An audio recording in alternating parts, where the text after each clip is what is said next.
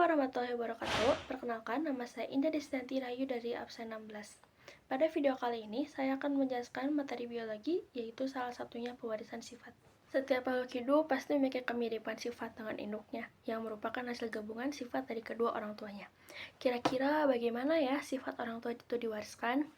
Nah, sebelum ke penjelasannya, aku mau ngejelasin dulu istilah-istilah yang akan sering digunakan. Yang pertama itu adalah parental. Parental itu induk atau orang tua. Yang kedua ada filial, keturunan hasil persilangan. Yang ketiga ada genotip, sifat yang tidak tampak, misal U besar dan U kecil. Yang keempat ada fenotip, sifat yang tampak, misal bunga ungu.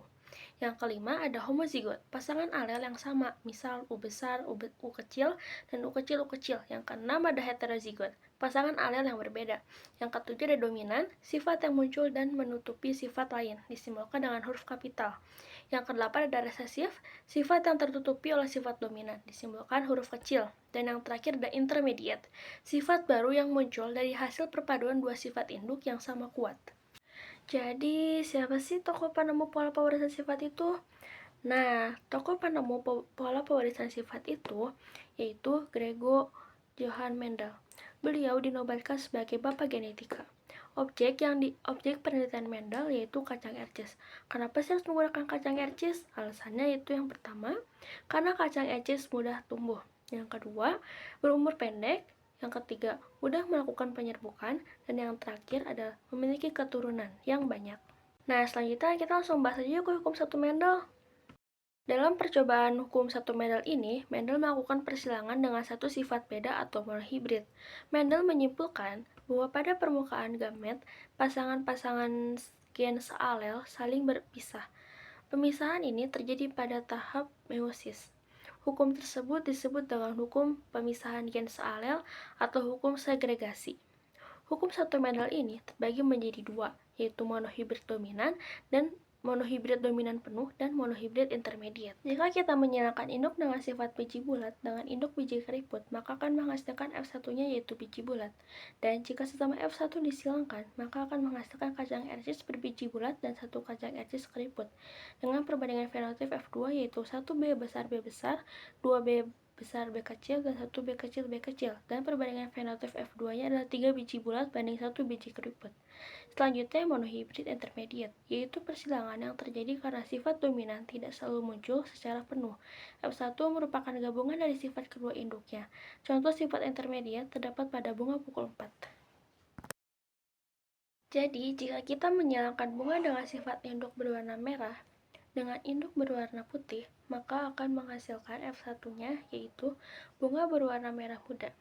Dan jika sesama F1-nya disilangkan, maka akan menghasilkan satu bunga berwarna merah, dua bunga berwarna merah muda, dan satu bunga berwarna putih. Dengan perbandingan genotip F2-nya adalah 1 M besar banding 2 banding M besar M kecil banding 1 M kecil. Dan perbandingan fenotipnya 1 merah banding 2 merah muda banding 1 putih. Nah, selanjutnya hukum 2 Mendel. Selain melakukan persilangan monohibrid, Mendel juga melakukan persilangan dihibrid. Persilangan dihibrid adalah persilangan antara individu yang memiliki dua sifat beda.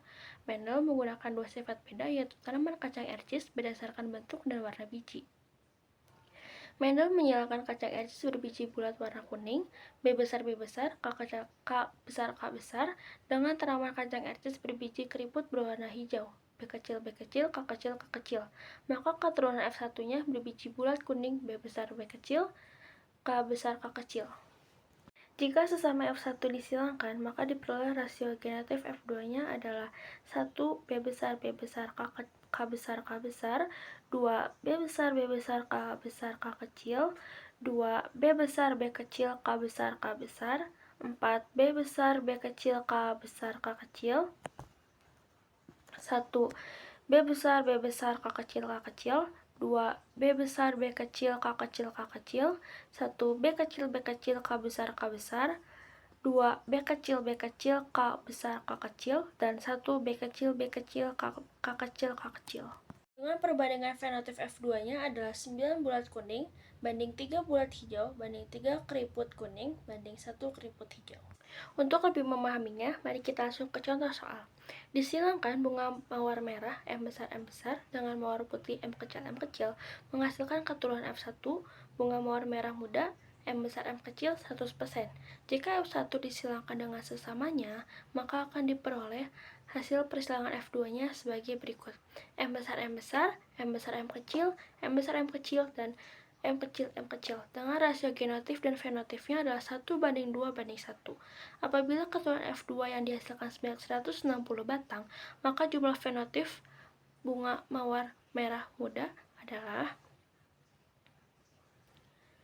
jumlah fenotip mawar merah muda dibagi total perbandingan dikali jumlah turunan.